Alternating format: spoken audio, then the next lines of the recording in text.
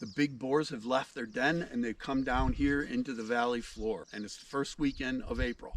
Right across the street, the last 4 nights, we've had a big grizz walking 300 yards away from where we're standing right now.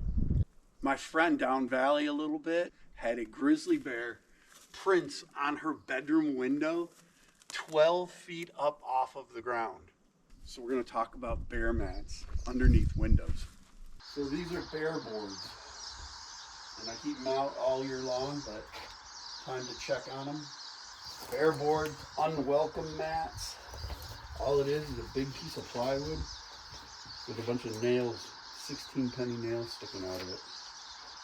Put them underneath the windows. Bear comes by, he certainly is not going to mess around with this spot.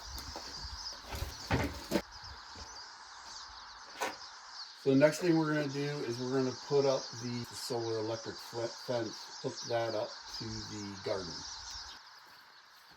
And here's my charger.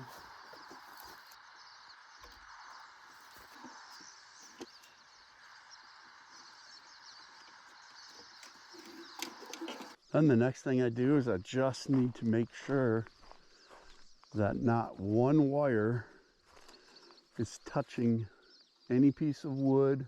Right there it's touching. See, it's touching there.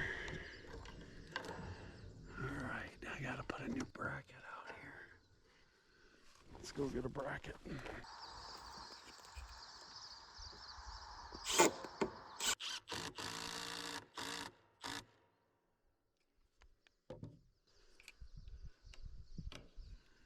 The next chore is the bird feeders. We got to make sure they're away from the house, and we got to rake up all the winter bird seed and clean it up. All right, so what we're going to do is we got to clean all this up.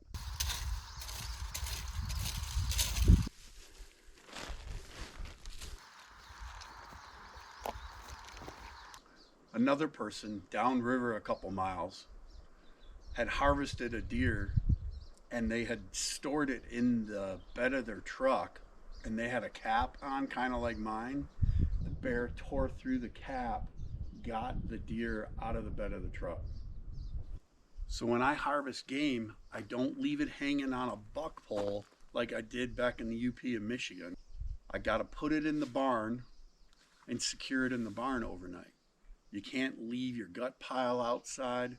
It's different when you're living in bear country. Okay, that's all of my chores for bear proof in the house.